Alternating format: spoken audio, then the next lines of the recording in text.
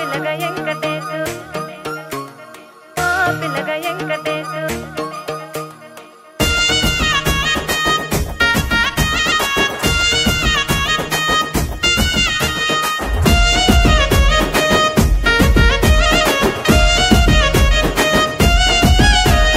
సిద్ధిరాల మనసు నాది చిన్నగా పోతుంటావో చూడక పోతుంటావో ఇంట్లో చిన్నదాన్ని నేను సిద్ధిరాల